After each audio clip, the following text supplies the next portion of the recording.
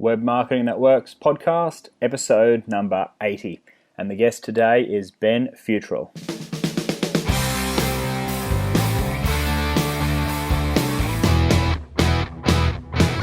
Welcome to the Web Marketing That Works podcast. Come behind the scenes of real-life marketing experiments and listen in as amazing guests confess the truth about what really works. Now, here are your hosts, Adam Franklin and Toby Jenkins. I'm Adam Franklin, and you are listening to the Web Marketing That Works podcast. This is the show for people like you who love marketing on the web. I'll take you behind the scenes of real-life marketing experiments, and we'll look at the good, the bad, and the ugly. We confess what has failed and reveal the truth about what really works. Now, the podcast is brought to you by the book that Tobes and I wrote called Web Marketing That Works, and specifically brought to you by the bonus 33 marketing templates that go with it. Now, you can get your hands on those templates for free. Simply head over to bluewiremedia.com.au/book. Today's guest is Ben Fewtrell, who is the CEO of ActionCOACH, which is a business coaching firm helping businesses fulfill their potential, and he works with entrepreneurs and business owners to achieve these results. Now, I've actually been on Ben's podcast, which is called Business Brain Food, and I really liked our discussion, and I've had numerous chats with him since, so I really wanted to bring him on the show because his knowledge of social media is exceptional, and I've attended his webinars and had offline discussions with him, and I really wanted to share with you a lot of the insights that he brings to the table. So with that, I reckon we just kick on with the show. I hope you enjoy it. It's Adam Franklin here, and I am joined by Ben Fewtrell, the CEO of ActionCOACH. Welcome, Ben. How's things? Great, mate. Great. Well, thank you for joining us today, and I'm looking forward to this chat because, as we've spoken about in the past, you are a social media trainer, but you also do a whole lot more than just that. So would you mind just giving us a quick overview of what you do and how social media fits into that bigger picture? Sure, buddy, and thanks so much for having me on the show. I guess ActionCOACH is a business coaching company, which means that we have a holistic approach, and we, while somebody who would train in social media, so we do run social media courses, I would consider that to be a specialist. Business coaches tend to be generalists, and what that means is they know less depth but more width, and they're more focused on overall growth of a business. So rather than being an expert in one particular area, they work on helping business owners and coaching them to grow their business overall. So they may, in fact, coach them to go and find a specialist. And so that's pretty much predominantly our main business, is that we've got hundreds of clients working with us on a one-on-one basis, working with one of my coaching team, getting coached. Not just means the knowledge side, but coaching like people would think, like Adam, a sporting coach or I guess a singing coach, or they've got someone there to help them watch their every move, correct them when they're making moves incorrectly, and of course, kick their butt when they get lazy. That's pretty much what it's about. And to help them get up every morning and actually do the work? Yeah, absolutely. I mean, I don't know if they're setting alarms for them, but I think they know that if they don't get their homework done, they're going to get in trouble. That's why we call it home fun, not homework. Home fun. Well, I mean, part of the challenge I find personally with social media myself and teaching clients and students is that time is such a huge issue. What's your advice to listeners and your own clients when it comes to finding the time for social media? Well, I think this goes for just about everything in business, and it's probably a real big topic. We could do a whole podcast on time, but I'm a great believer. It's not how you invest your money, it is how you invest your time. And there's a famous saying, I don't know where it came from, but I learned it from a fellow called Chris Ducker, and he says, do what you do best and outsource the rest. And this is sort of what I teach clients, as I say, do what you do best and outsource the rest. So you think about your social media strategy, do the stuff that you need to do or that you like to do. If you put on your to-do list or in your calendar a bunch of stuff that you don't actually like doing, you're going to put it off. You're not going to get it done. It's not going to be effective, and you're not going to get the results. There are a lot of people out there that love to do what you don't like to do, whether it's creating content, whether it's scheduling posts, whether it's researching, social media strategy, whether it's using even, maybe you don't like using Twitter. Find someone else to do it. There's always someone else that can do it. So I say outsource. That's such a great call. And Chris Ducker was a guest on the show earlier in the year. And the list of things that you can actually get other people to do, like you've mentioned, video editors, podcast editors, people to schedule your tweets. You can find all these people on Odesk or Elance or any of those type of sites, or get university graduates or interns or social media specialists to help you out. There's so many options for getting that stuff done that it shouldn't be taking up all of your time, because I haven't really met anyone yet who is across, the design side of things on Canva and also loves making infographics and also loves formatting WordPress and also loves all the different facets of social media. But it's so easy, I find, once you've got a small team to actually help you out. Yeah. And I think that's the important thing, is you do need a small team. Don't expect one person to do everything either, because then you're going to find that you're going to be disappointed with some of the stuff they do, because it is different skill sets, isn't it? You mentioned Canva there, which is the graphic design, online. It's very easy to use, but you got to like doing that stuff. It could be editing audio, like your podcast, for example, Adam. Maybe you've got someone else editing that, I'm not sure, but that's typically something that I would outsource. So, we can create a lot of content, because I think that's the thing people struggle with when it comes to social media. When you talk about time, is not the time it takes to post something, because it's pretty simple. But creating something that's worthwhile posting, I think, is the issue. Yes, that's right. And if you get distracted by the minutiae of the stuff that you don't like, then it really chews into your time and your motivation to actually create something worthy of sharing in the first place, hey? Yeah, definitely. And the other thing, I find, Adam, I don't know if you found this, people I talk to, they say, I'll get on Facebook with this, strategy to just quickly post something for my business, but then I get, distracted by all the other stuff and I'm there for an hour or two. Well, that's just discipline, isn't it? Like, get some discipline about you. Exactly. That's not Facebook's fault, is it? You can get distracted watching telly, doing anything. It's certainly not Facebook's fault, but there are a lot of distractions there, and being aware of that, and then having a few mechanisms in place to actually realize, hang on, I've just spent the last hour going through my news feed. I should actually be doing what I was here to do. Yeah, sorry, I was just going to add to that. I've got another mantra that I live by, and that's that there's two types of pain in life, and it's either the pain of discipline to get it done, or the pain of regret for not getting it done. So, you just decide what pain, and I think that really does apply to getting distracted by things on social media. It's either be disciplined about it and go through that pain, because it's going to hurt, or you are going to regret it later. Exactly. And as you said before, like, most things with social media are easy, but it's actually easier to do nothing or easier to ignore it. So, getting that team, and a lot of people I've spoken to say they struggle with thinking of stuff to actually say or to publish. What are your thoughts on that? What advice would you give listeners? Well, this is a common question that I get. I ran a workshop actually just last week, and this came up, and I said, okay, so what are the things you want to learn about social media? Now, I had 25 people in the room, and out of those 25 people, they gave me 18 very clear, different things they wanted to learn about social media. I wrote them all down on flip charts and took photos of them, and now I've got 18 blog posts. So, I think the simplest way to find out what to write about is to ask your marketplace, ask your audience. You should have at least a half a dozen clients or prospects that you can reach out to. Do a survey to your database. Now, if you're just starting out, maybe you don't have that database, then you can I think you could even put a survey up. You could shoot, pay a little bit on Facebook and shoot a message out to people and get them filling in a survey in return for something, I just saw someone doing a campaign where they were getting a survey filled in. I think you donated $2. Or they donated $2 to a charity if you filled in a survey. I thought that was quite clever. That's really neat. There's other things you can do if you. Yeah. And I found other great things is, jumping into some LinkedIn groups where your actual target customers, buyer personas are actually in there commenting. They're asking questions of their peers. And if you can go in there, any group, you can go in and you'll see a whole bunch of questions that they're asking. Now, of course, that's just perfect ammo to go away and write a blog article about, to record a podcast on. And the good thing is then you can actually go back into that group and then post your article that you've written especially for them. And what better way to be getting on people's radar than helping them out in a group situation where you're seen as their trusted advisor. Yeah. Another good thing is I use FAQs as an example. You can go onto your competitor's website and just look what the frequently asked questions are. Sometimes you get an idea from that. Another great tip is use insights in Facebook. A lot of people don't know this, that if you have a Facebook page, there's an Insights tab, and if you scroll down to the bottom, it allows you to watch other people's pages, and you can just load all your competitors in there. You don't even have to follow their pages or like their pages, so they don't know you're doing this. You just watch their pages, and you can actually see what their most engaged posts were.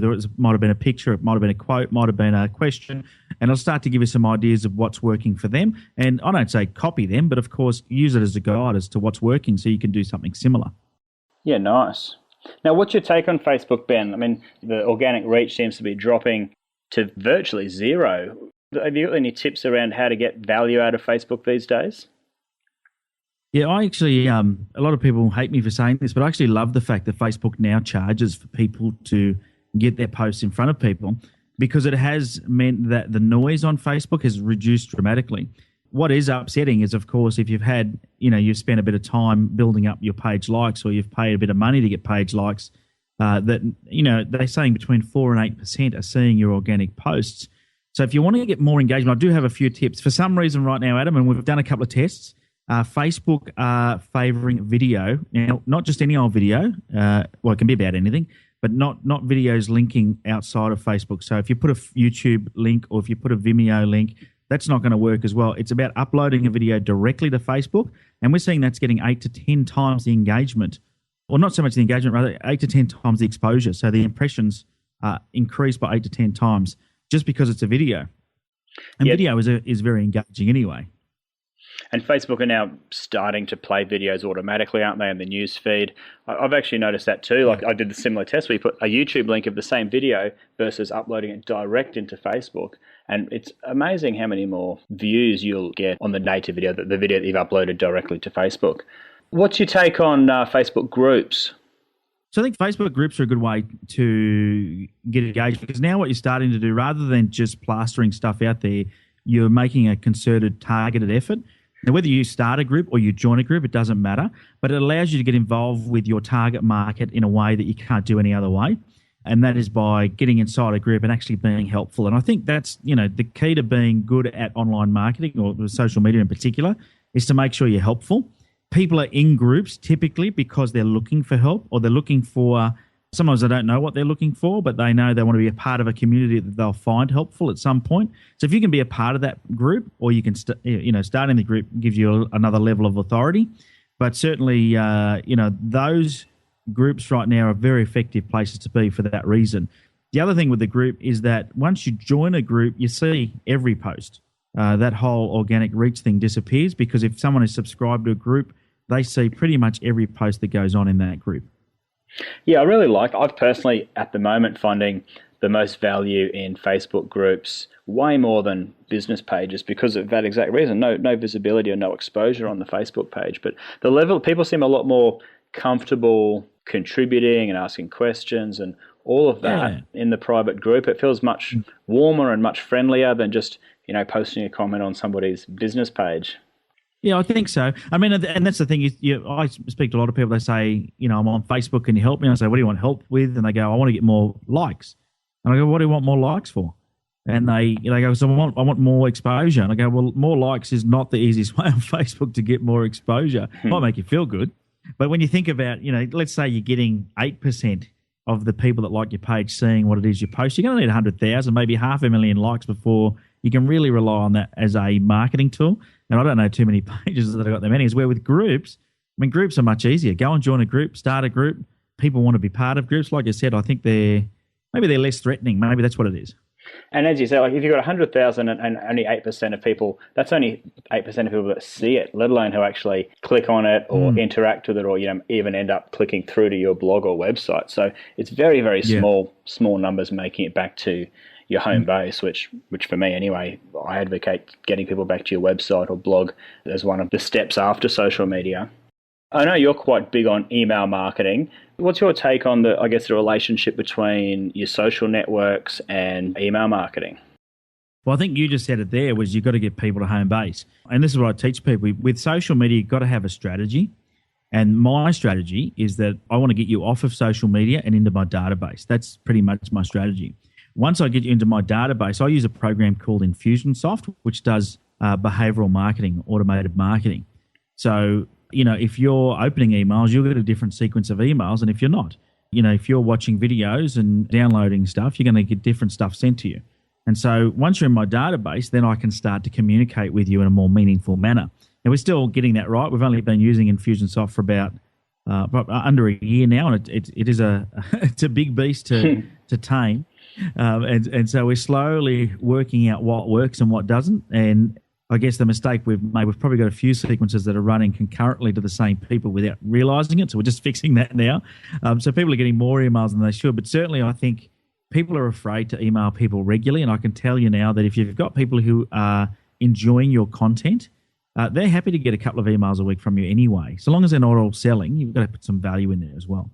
Yeah, so let's just talk through this, because this is more advanced stuff certainly than just getting started in social media. This whole concept of having sales sequences or even email sequences using Infusionsoft. Do you want to talk us through, I guess, the concept of putting people through a different funnel or a different sequence based on their behavior and where you're guiding people to eventually? Sure. Yeah. So currently what happens, we've got a series of different marketing strategies going on social media, but each one of those strategies is designed to get you off of social media and into my database. Now, it depends on where you come from or how you get there as to what we do.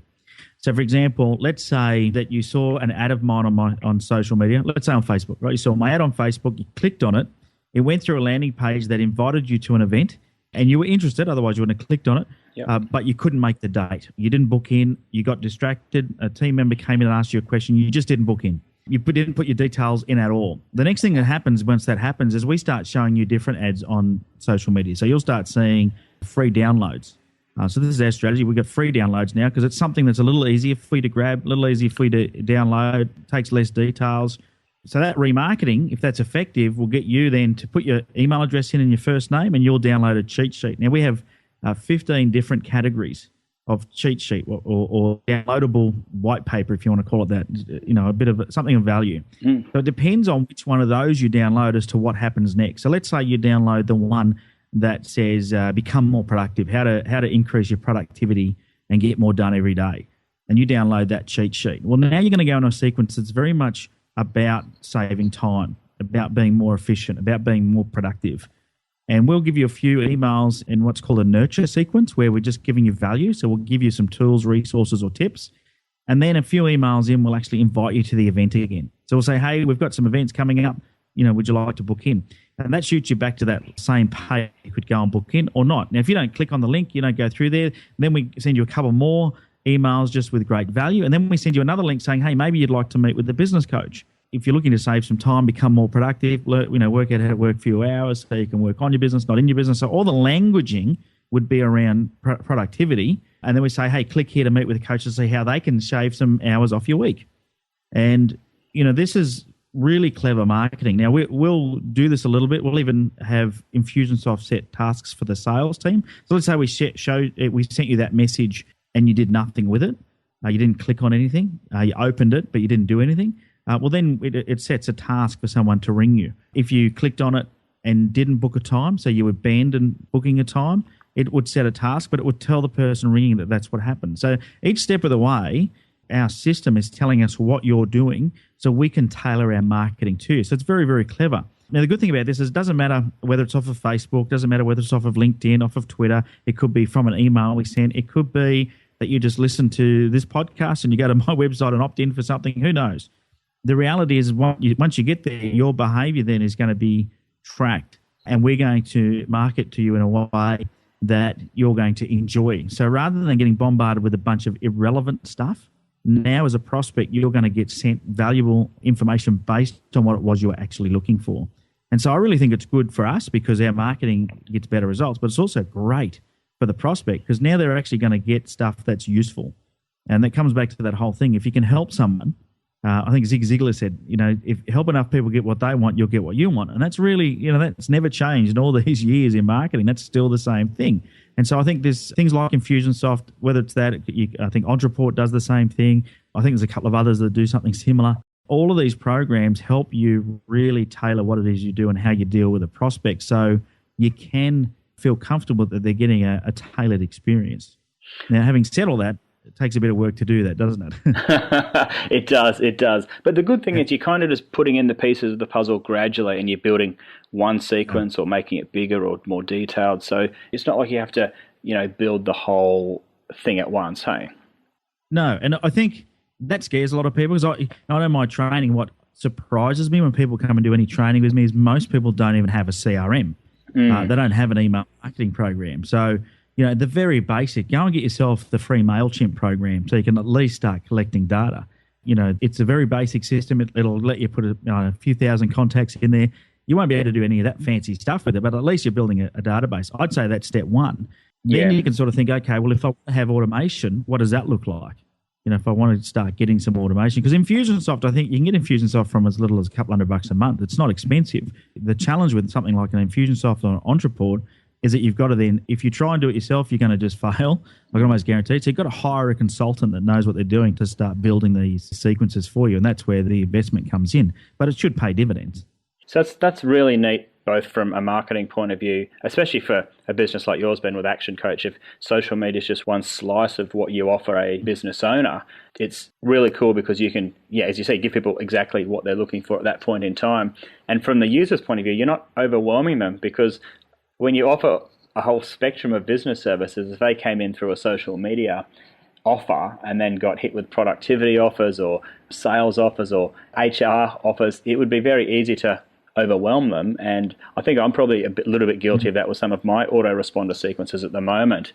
And I'm actually trying to make it much more tailored to precisely what it was that they put their hand up to say, I'm interested in, and then only delivering that content and realizing I don't have to give them everything in the first 30 days. I can actually let them digest that first little bit and know that there's plenty more up my sleeve for further on in the relationship, and not sort of smothering them so soon.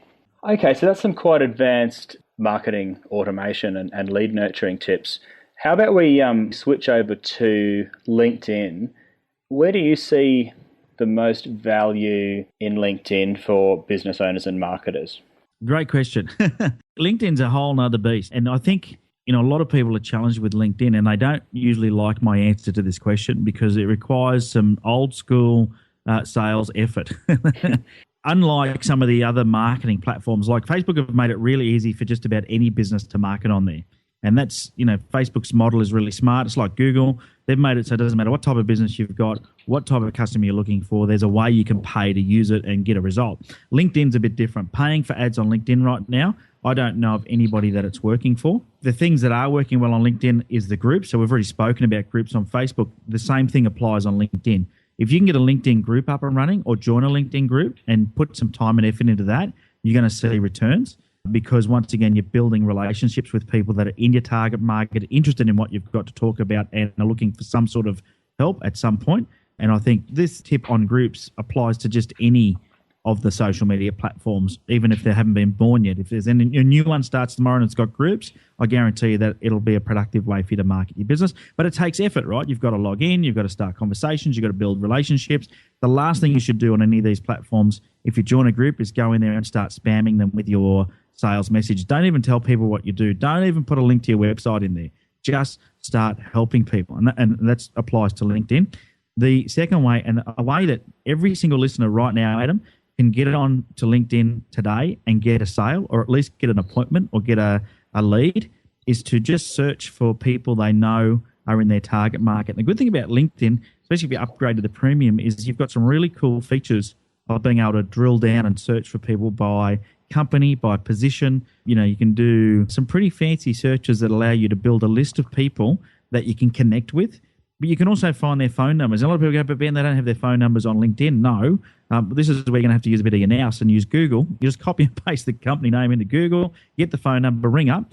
And I found it works really well. I could ring you up, Adam, for example, and say, hey, Adam, it's Ben here. I found your profile on LinkedIn and it was really interesting. And I just thought it would be a great idea to connect. Have you got a couple of minutes for a chat? Now, because I've connected with you off LinkedIn, Adam's going to say, yep, sure, let's have a chat. So now it's old school sales, but in a much more targeted way. And I've got a warm intro. Why? Because I found your profile on LinkedIn and found it interesting. I've started with a compliment and off I go. And it can be as simple as that, can't it? I mean, there's literally just about every single professional on the planet on LinkedIn. And even, as you said, that advanced search, even on the free version, you can search for keywords like marketing or HR or president or CEO. You can search for job titles. You can search for cities and certain distances around a certain postcode. Like, you can get so detailed, and then it will give you a whole list of people in your first degree network, and then your second degree network and third degree network. So if there's somebody who you've identified who is in your second degree, so that means you've got at least one mutual contact, you've then got, who you know in common, and you can be strategic about forming a relationship with them. And whether you go on the front foot like you've suggested and look up their phone number and call them up, that's a really great proactive way. And another way I like to do is, if it's a more gentle approach, is look at what groups they're a member of and join those groups, listen to what their challenges and aspirations, and read all the questions that they're asking, and then start contributing in those LinkedIn groups, because then all of a sudden you're a peer, you're a member of their community, as opposed to somebody who might be perceived to be, coming in as an outsider. So there's just so many powerful ways to use LinkedIn that it kind of frustrates me sometimes when people say, what's the ROI of social media? I just say, it depends on how much effort you put in as to how much you get out. Like, if there's every single decision maker that could buy services or your products from your company, they're accessible on LinkedIn. It's up to you how you go about approaching them and adding value and being generous. And then, the sky's the limit, in my opinion.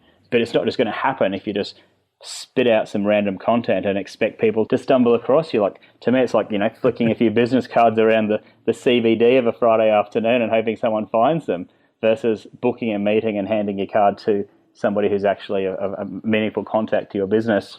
But that's my little rant over. Everyone's entitled to one rant per podcast. So you're done. Yeah, that'll do me on the rant front. Now, so Ben, what other social media platforms should we be paying attention to, do you reckon? I think it really depends on your target market, but I think there's a few. We've touched on Facebook, we've touched on LinkedIn. I think Twitter deserves a mention, because there's 3.5 million on Twitter right now. A lot of people are confused by Twitter, but Twitter is a fantastic place to really drill down and target people that are in your market. And what I teach people actually a very simple, which I'll run through here if you want, exactly how you can target your competitors' followers or an influencer in your industry's followers. And a lot of people don't realize how Twitter works. What I like to teach people, say, okay, well, think about who the influencers are. Now, when I say an influencer on Twitter, it's somebody who is, almost a celebrity in your industry. They're an influencer. So that'd be somebody that typically has a lot of followers, and their followers would typically be interested in what it is that you do because they're in the same industry.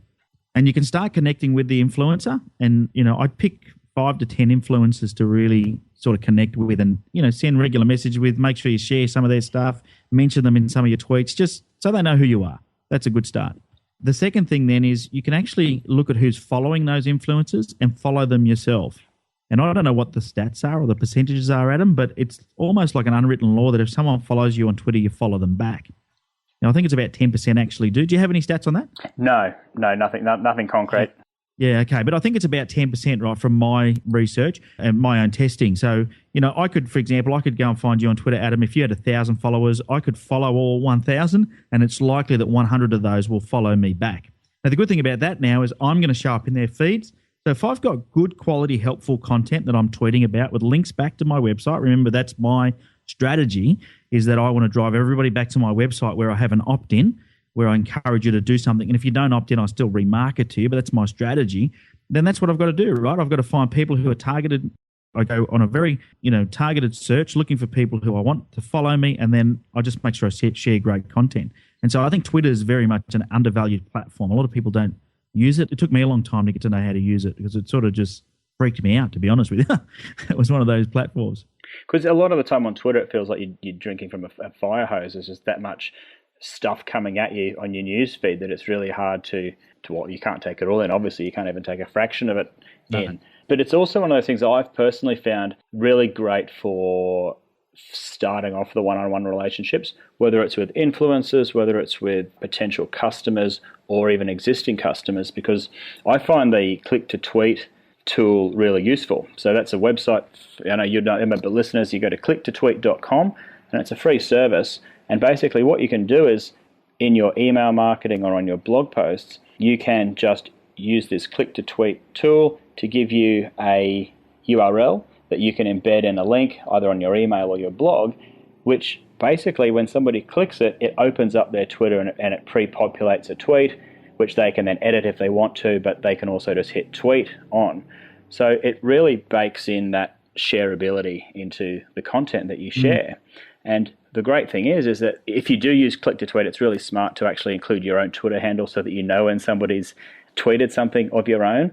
But see, when that happens, and say when we send out a newsletter and we put it in the body of the email, we have click here to share this template with your friends, or click here to tweet this blog post with your friends. Every time somebody does that, we get this whole feed of people in our Twitter stream who have shared our content, so we can actually see who they are because they've @mentioned us, and then we can thank them for it and follow them back and ask how they're going and really strengthen that relationship with people. Because it's so rare these days, and probably ever, to actually, I mean, it's meant to be a conversation platform, but it's used as a broadcast platform by so many people that to actually initiate a conversation with people and show an interest and go that one step further, other than just saying thanks for tweeting it, say you can actually, what I like to do is look at who they are and click on their profile and say they live in New Jersey, was one just the other day.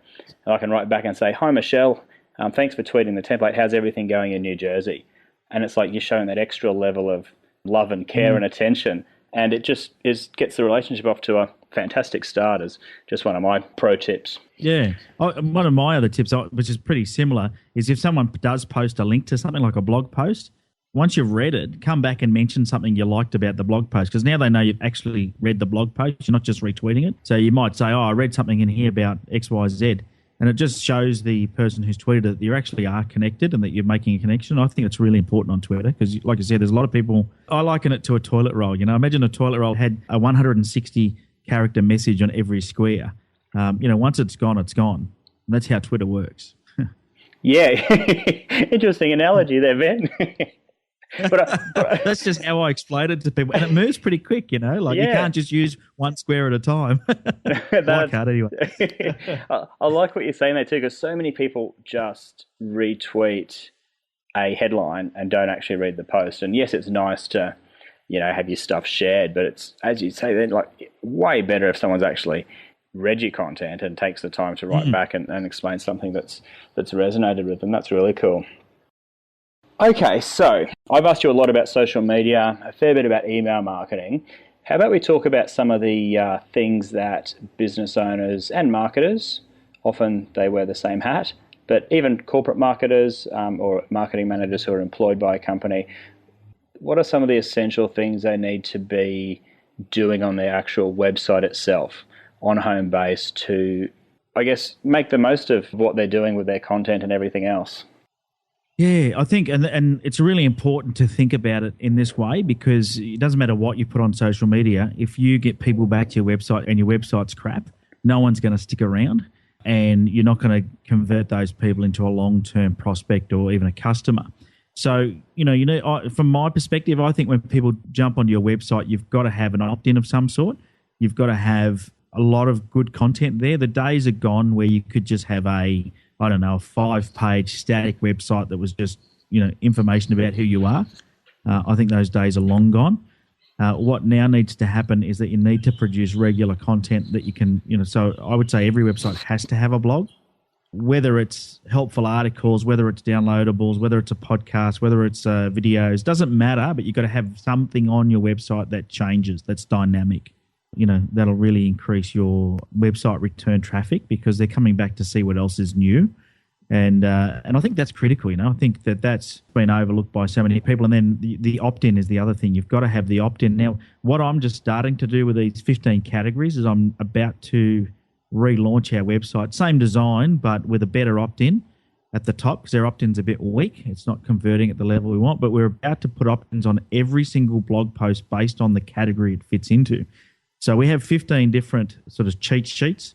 They're called lead magnets, is like the industry term, I guess, things that people want. 15 different categories. So every blog post, we will put it into a category, which means that when you read a blog post, all the opt-ins around that blog post will be relevant to what it is you're reading about. Right now, we don't have that. And I think the more relevant you can make what's going on your website to the person that's landed there, the better experience they're going to have, and the longer they're going to stick around, and the more likely they're going to buy from you. Now, this is not an idea that I've come up with. This is Google. This really is the fundamentals of Google. Google has worked out that the user experience is made better by making all the information relevant. And people are penalized for tricking readers into going to their website and then having irrelevant content. So we don't want that to happen. What we want to do is we want to make the user experience as enjoyable as possible, because I want you, Adam, you come to my website, I want you to have a good time. I want you to download something useful. I want you to interact with me. I want you to come back because you found it useful. And so that's what your website's got to do. That's interesting. I think the whole fact that you say the opt-in is so important, I'm a big believer in that too. And I guess one way of looking at your site is it's a page there on your computer screen on the internet. But really, when you have an opt-in, it kind of makes the website incredibly deep, because once you've exchanged that first little bit of value, like you're giving that opt-in gift or the lead magnet, or what I would call flagship content, in exchange for an email address, then you've got that opportunity to send people, send them an email, which then guides them back into somewhere else on the site, somewhere deeper. And then a few days later, send them back to that other piece of content that's related and relevant in what they're interested in. But you've got that depth to that relationship then. And it's as you're saying, I think from the Infusionsoft sequences, that's all happening on autopilot, isn't it? That's not like you have to go in every day and send 5 emails to that new person. That's just happening underneath the surface, strengthening these relationships without you, once it's built once, without you, lifting a finger after that. What's really funny, and even my sales guys, Peter, one of my BDMs, said to me the other day, he said that he was laughing. I said, "What are you laughing about?" He said, "They're having conversations with Infusionsoft."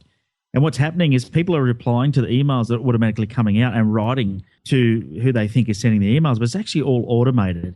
And, this makes business real easy when you can automate stuff to the point where people think they're interacting with a human because it's so tailored. And often, at the end of the day, like if somebody did reply to those emails, and I often do encourage people to reply, particularly with any feedback or questions, or sometimes I ask a very specific thing for them to reply back to. And I say, there's a human being on the other end of it. And if they reply, I'll get it and I'll reply to them. It just so happens that the whole system is built that it happens automatically, but there's still somebody, if they did have a question or they did reach out, there's human beings there. So it's the best of both worlds, I reckon. Yeah, it certainly is. And I think it's, when you think about what's the future going to look like, everything's getting automated. This is, marketing's not the first thing in the world to be automated, but I think it's just becoming so easy for any business of any level to be able to access this stuff now. So in the future, it's pretty exciting indeed. Yeah, and I think an important thing to keep in mind for the listeners too is that, yes, it's automated, but there's all the thought and effort that's gone into creating it in the first place. So Ben has written that first email that goes out, or somebody on the team, or I've written the email that goes out for the Bluewire autoresponder sequence. So it's as if I was writing it to one person, which I am. It just happens to be getting sent to a new person every hour of the day who's opting in to the website. And there's that same level of attention to detail and that same level of response as if it was handwritten each and every time. But the beauty is that it is automated, and that then, I think, the value lies in that it frees up your time as the business owner or the marketer or the social media specialist to actually do the unscalable stuff, like the human relationship side that can't be automated and can't be outsourced. To us to have a conversation has to be us. But the email exchanges leading up to this could easily have been as we exchange information, but it frees up time to be doing the high value stuff that you can't outsource or you can't automate. Yeah, great point. So you are putting the effort in. A lot of the emails people get from me are written by me, and that's just how I like it to be. But I'm a great believer that you systemize the routine and humanize the exception. So, if there's a routine message you're going to send out, then systemize it. If you can systemize it, then why not? We do a lot of events. So, my whole event booking system is completely automated, right down to the landing page. The events just auto-update. When one stops, the next one pops up there, just automatic. Why? Because systemization is the key to success in any business, and you hit the nail right there on the head, is that it saves time. That's the one resource that's non-renewable. You can blow all your money, you can make some more, but you spend your time, you waste today, well, you're not going to get that back. So if you can be more efficient, then that's the key, isn't it? Yeah, that's a really good note to end on there, Ben. So for the listeners, I know you have a lot of business clients, but who would you describe as your ideal type of customer, so that our listeners who are listening to this right now can go, yep, that sounds like me. I should really head over to your website and find out a bit more. Who do you work best with? So we work best with people who have got to a point where they realise they need to get some help to get to the next level. Now, typically, it's a small to medium business. You've grown it to a point where almost by accident you've grown it, and you're finding either cash flow's poor, time's poor, or you don't have the team that you want. So they're the three things that really what we do help people with. Could be a combination of all three. But, if you don't have the team you want, if you don't have the cash you want, or you're working crazy hours and not making the money that you want out of your business, then, we can help you. And it doesn't matter whether you're a small business or a bigger business. We have programs ranging from $97 a month right up to about $5,000 a month, depending on what you need. And coaching can be as little as $33 per day. And that means that you can have someone working with you to help you implement these things into your business and making sure that you are, what I call graduating every month. And that means growing your profitability, working less hours, and having a better life, because being a business should give you more life. That's often the reason people go into business, but not often the actual reality of the situation once they get themselves in too deep, hey? And Ben, what's the best website you recommend people visit to find out more or to get started? So if they head across to actioncoachanz.com, that's ANZ as in Australia, New Zealand, that's our territory. If you go to actioncoachanz.com, they'll find everything they need there. Okay, and finally on Twitter, how do people send you a tweet? Yeah, if someone wants to tweet, my handle is @BFewtrell. B for Ben, of course, BFewtrell, or one word, @BFewtrell. Love to hear from you if you listen to this podcast. Hit me up on Twitter. Sounds good, Ben. Well, I'll be hitting you up for sure, and send us a tweet. Listeners, thank you for joining me, Ben, and all the best with Action Coach ANZ, and I'll look forward to chatting with you again soon. My absolute pleasure, Adam. It's been great being on the show. It's great what you're doing. Thanks so much for having me. Pleasure. That's a wrap for my chat with Ben. That show was brought to you by our book, Web Marketing That Works. So if you want to get your hands on the 33 free marketing templates that go with it, head over to bluewiremedia.com.au/book. Now, look, a couple of quick takeaways from that chat with Ben. He was really right onto his stuff, wasn't he? I mean, there was a whole heap of tips there, both beginner and more advanced. And some of that stuff when we started talking about marketing automation and Infusionsoft was quite advanced, actually. They're the systems that we're building out at the moment and getting more sophisticated with it now that we've upgraded to that Infusionsoft system. But some of the more beginner tips were really powerful things like watching the insights on Facebook of your competitors. That was something that was really eye-opening. And also finding the influencers in your industry and following their followers, because as he said, a lot of people follow you back. So if you are looking to increase the number of Twitter fans that you've got, that might be a good way to do it. Now, I always advocate that it's not necessarily the quantity of fans or followers or likes that you've got. It's really the human relationships underneath it, because at the end of the day, there's somebody behind every Facebook account and every Twitter account and every email address. So don't fixate on the quantity, but certainly fixate on the quality of those relationships. And using tools like LinkedIn to actually approach the people that fit your buyer persona, then it's just really simple, powerful ways to make the most of social media. One thing that Ben said that I really liked was systemize the message, but humanize the experience. So what I interpreted that to mean is, sure, use automation software like Infusionsoft and Click to Tweet and other tools like Buffer or Meet Edgar, but then when people actually interact with you, when they leave a comment or they reply to a tweet or they leave a message on your Facebook page, that's when you need to humanize the experience and do a personal touch. But there's certainly no need to be or doing stuff manually when software can automate it, and it frees up your time to do the important stuff, which is creating content and forming those human relationships.